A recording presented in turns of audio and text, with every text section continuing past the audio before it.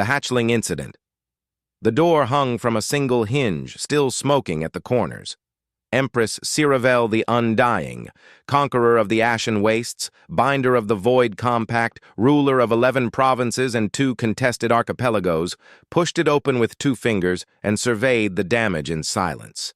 The shelves had not simply fallen.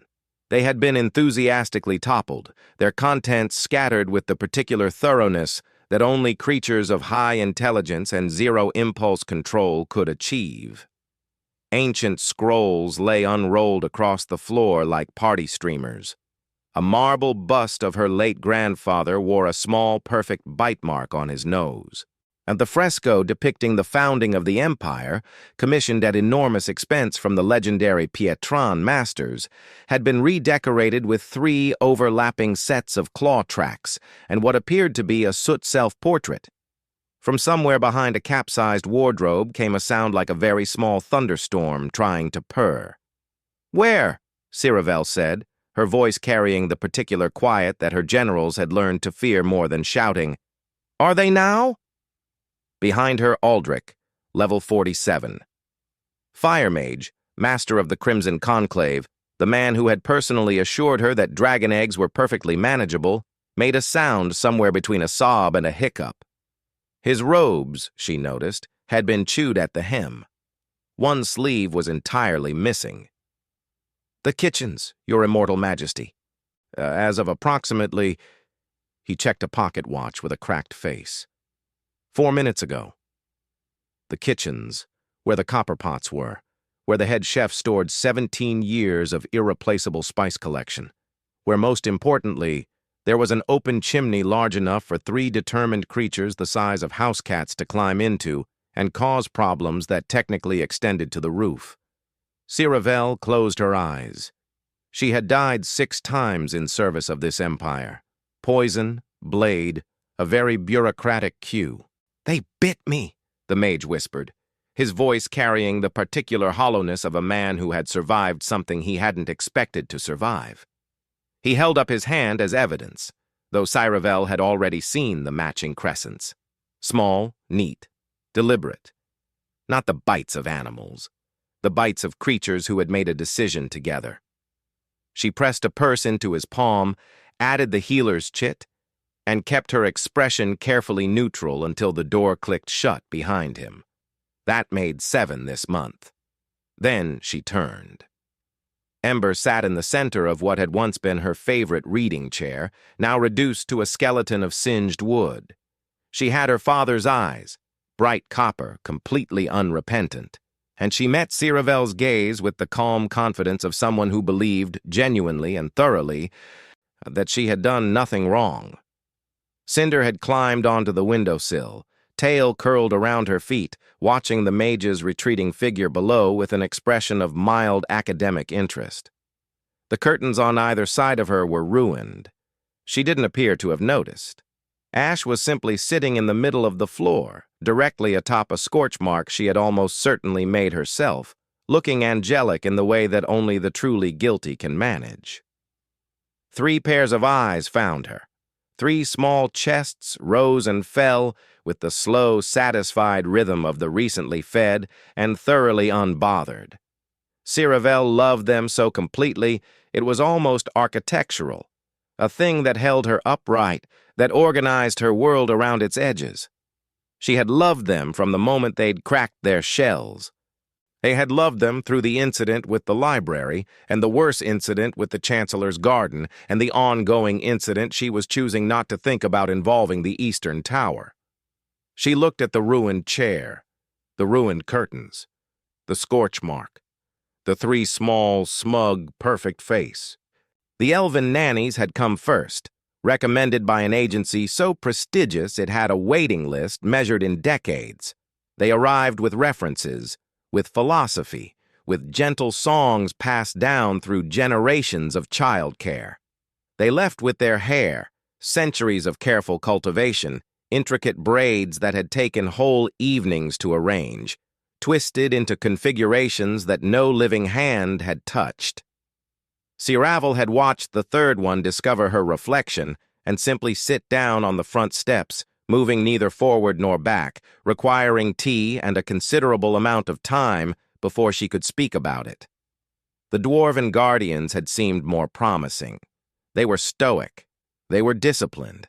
They had survived cave-ins, dragon raids, and the particular psychological warfare of committee meetings.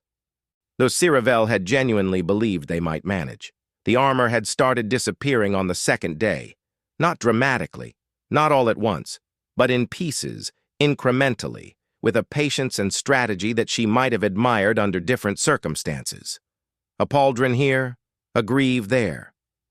The poor fellow at the end had stood his post with extraordinary dignity for a man wearing nothing but his dignity, chin raised, eyes forward, pretending very hard that his situation was in every way normal. She had given him a generous severance and never mentioned it again, and she suspected he was still pretending, somewhere, in whatever quiet life he'd built after. The Sphinx she didn't like to think about. It had come with a reputation that preceded it by 3 continents. Patient was the word everyone used, imperturbable, ancient, as serene. It had endured pharaohs. It had endured philosophers. It had posed riddles to heroes who wept at the answers. 48 hours. That was all. It had left without a word, which was somehow worse than anything it might have said. Only the look remained in her. Torvath knocked twice before entering, which was new. He had been her chief advisor for 11 years and had never knocked before, had always simply appeared at her elbow with information and the stoic bearing of a man accustomed to delivering it. The knocking told her everything before he opened his mouth. He crossed the room with the careful gait of someone navigating a battlefield they hadn't expected to find in an imperial sitting chamber, stepped deliberately around the scorch mark, and stopped at a respectful distance from where Ember was sleeping on the remains of the reading chair. He held his folder with both hands. His left eye had developed a faint twitch she hadn't seen there yesterday. "The agency," he began, then paused to select his words with the precision of a man who had rehearsed this and still wasn't confident.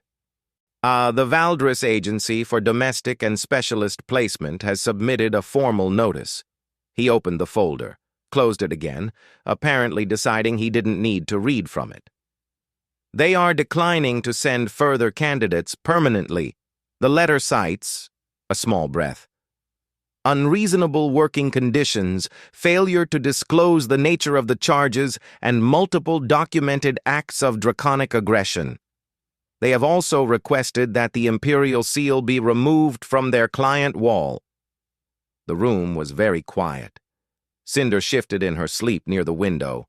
Ash had arranged herself across Ciravel's feet sometime in the last hour, warm and heavy as a hearthstone, and was breathing with the slow contentment of something that had absolutely no concept of the administrative crisis it was generating. Ciravel closed her eyes. She held the darkness behind them for a moment and breathed, and remembered, clearly, deliberately, the way one recalls a landmark when lost. The afternoon, 14 years ago, when she had looked a god in the face and told it no with such... Torvath cleared his throat, which meant there was more. There was always more. "Additionally," he said with the tone of a man appending a footnote to a catastrophe, "Lord Councillor Venn has arrived from the western reaches, 3 days ahead of schedule." He paused. "Lady Venn took ill on the road. Nothing serious, the physician believes, but she requires rest. I've had them situated in the East Wing." "Fine," said Ciravel. The Venn trade negotiations had been 18 months in the arrangement. The counselor was punctual, thorough, and politically important enough that his comfort was not optional. "See that they have everything they need." "Of course." Torvath hesitated in the way that meant the footnote had its own footnote. "He also brought his daughter, his youngest. She's..." He consulted something in his folder, though Ciravel suspected he already knew. "Approximately 8 or 9 months old." Said Ciravel. Across the room, Ember had discovered the bronze candle holder on the side table and was mouthing it with the focused concentration of a scholar approaching a particularly interesting text. The candle holder was ornamental. It was also, Ciravel noted distantly, beginning to look slightly warmer than bronze had any reason to be. "The nursemaid they travel with is also unwell," Torvath added. "Caught the same road sickness as Lady Ven. The counselor has been managing on his own since this morning." "That's unfortunate," said Ciravel, which was true and was also the entirety of her attention on the matter. Now, because Ember had now gotten the candle holder wedged at an angle and was applying herself to the problem with the methodical persistence that, in Ciravel's experience, preceded either success or structural damage. "Ember," she said. Ember looked up. The candle holder had left a small, perfect ring of warmth on the side table. She looked deeply unbothered by this, as the chambermaid's name was Pell. She was 16, conscientious, and having the worst week of her professional life, which had only been a professional life for 3 months, and was already testing the limits of her commitment to it. She had been assigned to assist with the Ven household temporarily, which had seemed straightforward until Lady Ven's illness complicated the East Wing's entire geography of need. Extra linens here, physicians' supplies there, the counselor requiring updates while simultaneously requiring quiet, while simultaneously requiring someone to manage his daughter while he managed everything else. Pell had been managing the daughter for 20 minutes when she realized she'd left the feeding things 2 corridors back. The baby was good. Remarkably good, actually. Round-faced and patient. To watching the ceiling with the serene interest of someone who found existence genuinely fascinating. But she was also beginning to make the preliminary sounds of a person reconsidering her goodness, and Pell needed both hands free. And the corridor outside the East Wing was cold and drafty and entirely unsuitable for setting down an infant. The door was unlocked. That was the thing she'd think about later when she thought about it at all. The door was unlocked, which meant it was meant to be entered, which meant it was a room someone used, which meant it was a reasonable choice. The room beyond was warm. Remarkably warm, actually, with the deep, sourceless heat of a place that had been carefully kept that way, and the floor near the far wall had a blanket, thick, dark, and extraordinarily soft, that was clearly meant for something small to sleep on. She set the baby down. The baby looked up at the ceiling with the same serene interest she'd shown the corridor ceiling. She did not cry. Pell ran. In the warm and quiet hatchling chamber, in the careful dark that Ciravel maintained she had recently learned to crawl with some efficiency, though her technique remained developmental, a determined, lurching progress that prioritized momentum over grace and treated minor obstacles as problems to be solved by going directly through them. She had crossed 3 rooms this way in the last week. She had no reason to believe this room would be different. The things across the floor were interesting. This was her primary and sufficient criterion for most decisions. They were warm. She could feel that from here, a radiating hearth-like heat that was, if anything, an additional point in their favor. They were the right size for looking at. They had eyes that caught the low light in a way that was new, and new was, categorically, good. She paused once, briefly, when the largest one made a sound, low and resonant. I felt more in the chest than heard, and looked at it with the careful attention of someone filing information away for later consideration. Then she continued forward. Ember had not moved. This was unusual. Ember moved constantly, had opinions about everything, treated stillness as a temporary condition to be endured between activities.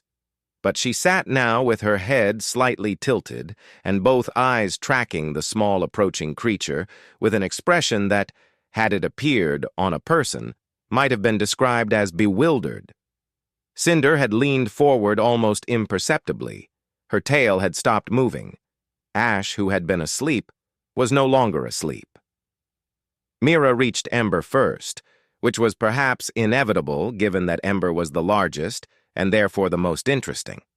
She stopped, as examined Ember's face from a distance of several inches with the grave concentration of a scholar, then reached out and placed one small hand directly on Ember's snout with the confidence of someone who has decided that touching a thing is the logical conclusion of seeing it. Ember went V. They had never scrambled before. Ciravel would have paid considerable money to witness it. Her 3 daughters, who had reduced a sphinx to an existential crisis and systematically dismantled 7 mages, performing a rapid and undignified retreat across their own chamber because something small was smiling at them. They fetched up against the far wall in a heap, which was also new. Ember had stepped on Ash. Ash had stepped on Cinder. None of them appeared to notice. Everything that had ever entered this room had been, in one way or another, prepared. Mages came armored in sigils and professional confidence. Nannies arrived with philosophy and methodology and the brisk competence of those who had been briefed on what they were facing. Even the Sphinx had entered with the weight of its own reputation, and the accumulated patience of centuries arranged around it like a second skin.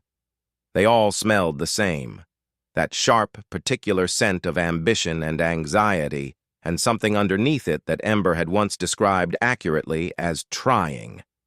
The small creature smelled of milk and warm cloth and something indefinably simple, and it was not trying. It was not doing anything so complicated as trying. It simply wanted, in the way that very young things want things, completely, immediately, without any surrounding architecture of motive. Cinder was the first to stop moving. She had always been the boldest, and which was a word that in this context meant the one most likely to hold her ground out of sheer refusal to be the one who didn't. She planted herself and watched the approaching infant with eyes that had been called ancient by 3 separate scholars and unsettling by everyone else. She was assessing, categorizing, applying the full considerable weight of her intelligence to the question of what, exactly, this was. Mira resolved the question by reaching out with both hands and grabbing her wing. The laugh moved through her whole body. That was the thing about it. There was no part of Mira that was not participating. Her shoulders, her feet, the fists still wrapped around Cinder's wing, the top of her head. She had not yet learned to contain delight to a socially appropriate region of herself and distribute the rest quietly. She had not yet learned that delight was something you were supposed to manage. She laughed the way fire burns, entirely without apology, consuming the whole of the available fuel. Cinder had encountered many things. She had encountered mages who wept, and guardians who stood rigid with professional terror, and a sphinx who had regarded her with the weary recognition of one ancient thing meeting another. She had encountered ambition and fear, and the peculiar aggressive confidence of people who had read about dragons extensively and believed this prepared them. She had learned to read the subtle architecture of what people wanted and what they were afraid of, because these were usually the same thing, and neither was ever simple. This was simple. She looked down at Mira, at the open face, the unseeing joy, the hands that had grabbed her wing not to claim it or test it or prove something, but simply because it was there and wings were objectively remarkable, and something moved in her that lived below the reach of thought. Some older mechanism, pre-verbal and precise, that was very good at one specific question. Is this creature a threat?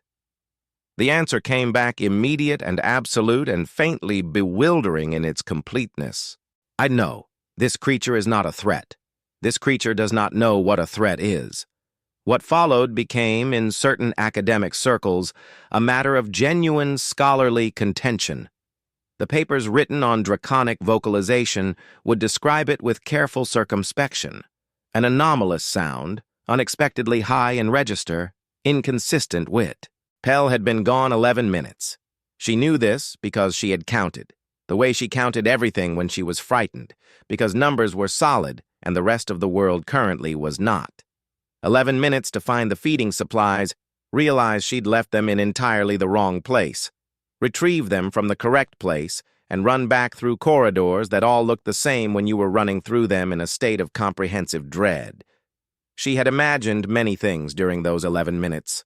She was 16 and had an active imagination and had heard in 3 months of Imperial Palace employment enough stories about the hatchlings to furnish several nightmares. The sounds she had imagined upon opening that door ranged from bad to significantly worse. She had not imagined this. Ash was asleep. And this was perhaps the least impossible element of the scene. Ash slept frequently and with great commitment, but she was asleep on Mira's lap, curled with the absolute trust of a creature that had decided this was simply where she was meant to be. Mira bore this with the equanimity of someone who had always expected to have a dragon sleeping on her and found the reality confirmed her expectations. Ember had the sock. One sock, small and white, which she was turning over in her foreclaws with the focused interest of someone who had found a fascinating artifact and intended to understand it thoroughly before returning it. She showed no indication of returning it. And Cinder, who had made grown mages reconsider their career choices, was bent over Mira's head with the painstaking concentration of someone attempting fine craft work with entirely the wrong tools. Her claws moved with a slowness that suggested she was aware of her own limitations and had decided to exceed them through sheer application of will. Mira's hair was not braided precisely, but something was happening. She had walked quickly, which for Ciravel meant she had covered the distance in the particular controlled stride of someone who is not running because running would confirm that running was necessary. Pell had been mostly incoherent, which could mean anything. With the hatchlings, it usually meant something structural had been damaged, or someone was crying, or both. She turned the last corner. She reached the door. She looked inside. She stopped. The scene rearranged itself in her understanding several times before it settled. Her mind kept applying the wrong templates, kept reaching for the familiar architecture of hatchling disasters, the vocabulary of damage and apology and creative explanations, and finding nothing to attach them to. What was in the room did not require any of those things. Ash was still asleep. Arising and falling with Mira's small breathing in a rhythm so synchronized it seemed deliberate. Ash had never, in the 14 months of her life, slept on anything that moved. She had opinions about surfaces. She had on one occasion refused to sleep for an entire day because someone had moved her preferred blanket 3 inches to the left. She slept now with the completeness of something that had found, unexpectedly, exactly the right place.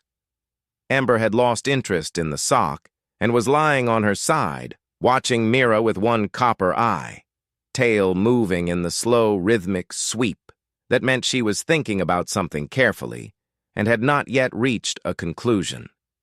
She did not look up when Ciravel arrived. Whatever she was working out was more pressing. Cinder was still braiding. The result was not technically a braid. It was an act of intention that had not yet become an act of skill. But Cinder's jaw was set with the determination of someone who believed that skill was simply intention, applied repeatedly until the world cooperated. Mira looked up from her cracker. Torvath had appeared at her shoulder with the quiet efficiency of a man who had spent 11 years materializing exactly where he was needed. He did not comment on the scene directly. He looked at it with the careful neutrality he applied to most things that fell outside established administrative categories, and waited. "She's not afraid of them," Ciravel said. It came out quietly.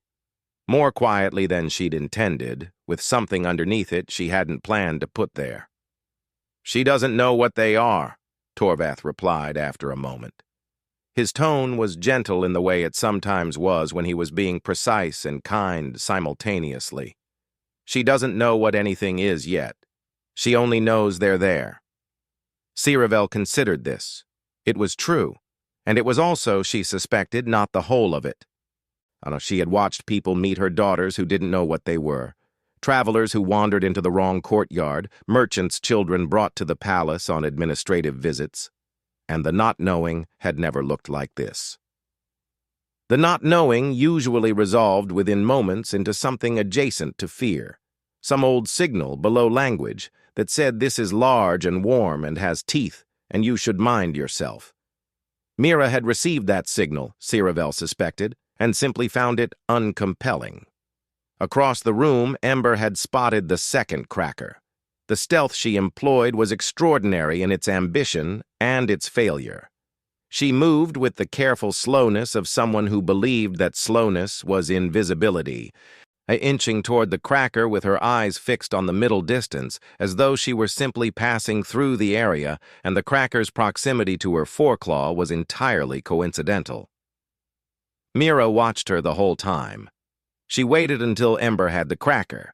Then she looked at her with the patient expression of someone who has made a decision about how to respo. She said it slowly, the way she worked through problems that didn't have established solutions, out loud, linearly, following the thought to see where it went. Every one of them came prepared, she said. The mages had their sigils, the nannies had their philosophy. Even the Sphinx had its patience, all that accumulated centuries of it, arranged around itself like armor. She paused. They all knew what my daughters are. They knew the lineage, the power, the imperial significance. They knew what it would mean to fail here and what it would mean to succeed. She paused again. They came in carrying all of that, and my daughters could smell it on them before they crossed the threshold. Torvath said nothing, which meant he was following. She came with a cracker, Ciravel said, and no knowledge of anything else. Across the room, Mira had, at some point in the last several minutes, gotten hold of Cinder's tail. This had apparently happened gradually enough that no single moment had constituted an event. A slow migration of small hands, a gentle exploratory progress along silver scales, until the current situation had simply arrived without announcement. Cinder sat with the stillness of someone enduring something with great dignity. Her spine was very straight. Her chin was elevated at an angle that suggested she was elsewhere in her mind. Above all of this, in some rarefied, draconic space, entirely unaffected by the small person chewing on her tail with the thoughtful, evaluative focus of someone conducting research. Her eye, very slightly, kept moving to check. She doesn't see daughters of the imperial line, Ciravel said. She doesn't see power or danger or something to be managed carefully. She watched Cinder's tail get chewed on, watched Cinder bear it with absolutely tremendous dignity. She sees 3 small creatures who are warm and present and interesting. She let the thought, "Bring a chair," she said, without looking away from the room. "The good one, from the east sitting room." Torvath made a note. "The Venn negotiations," he said, which was not quite a question. "Revise the terms." She watched Mira release Cinder's tail, apparently satisfied with whatever conclusions her research had produced, and immediately redirect her attention to Ash, who was still asleep and would, Ciravel suspected, continue to be asleep through most things up to and including minor geological events. The trade corridor through the reaches. Give him the southern route as well, and reduce the tariff schedule by 1/3. There was a pause of precisely the length Torvath permitted himself when he was surprised and was deciding not to show it. "That's considerably more generous than our opening position," he said. "Oh, it is. Lord Councillor Venn will think he's negotiated brilliantly. Let him." She watched Ember position herself between Mira and the door with the casual deliberateness of someone who is not standing guard and would like that to be clearly understood. He's a good man. He can have the satisfaction. Torvath made additional notes. She could hear the quality of his writing change as the scale of the revisions settled into his understanding. A slightly different rhythm. the pen moving with the careful attention he applied to things that would require considerable downstream rearrangement. "The goodwill generated in this room in the last hour," Ciravel said, "exceeds anything his predecessors produced in the 20 years prior. Combined." She paused, doing the calculation honestly, checking it against her memory of 2 decades of careful, incremental, exhausting diplomacy. "I'm not exaggerating." "No," Torvath agreed. "You're not." The chair arrived. The good one, high-backed and well-cushioned, carried by 2 attendants who took in the room with wide eyes and had the... She wasn't sure when she moved from the chair to the floor. There was no decision, exactly, no moment where she weighed the imperial dignity of the thing against its alternatives and chose. One moment, she was sitting above it all, observing with the composed distance of someone who rules rooms by existing in them correctly, and then Ash had rolled slightly in her sleep, and Ember had made a small, uncertain sound, and Ciravel was simply there, cross-legged on the warm stone, inside the circle of it rather than above it. 462 years of protocol sat behind her eyes and said nothing useful. She had sat on thrones and judgment seats and war councils and the cold ground of 3 different battlefields. She had sat at the bedsides of people she loved while they left her, which was the particular tax of living as long as she had lived. She had sat in every configuration that power requires of a person and learned to make each one look intentional. She was fairly certain that cross-legged on a hatchling chamber floor was not in any of the texts. Mira looked up at her. The assessment was the same as it had been in the doorway, direct, uncomplicated, unhurried. Mira applied the same quality of attention to Ciravel that she had applied to Cinder's wing and Ember's cracker theft, and the interesting question of Ash's scales. Complete attention, freely given, without any of the machinery that adults constructed around looking at an Empress. Then she held out the cracker. It had been in her hand for some time. It was not by any reasonable measure in its best condition, and she offered it with both hands and an expression of total sincerity, the way very young things offer things, without any calculation of whether the gift was good enough, because the giving was the point and always had been. Ciravel took it. Ember made a sound, short and bright and triumphant as though this were tea,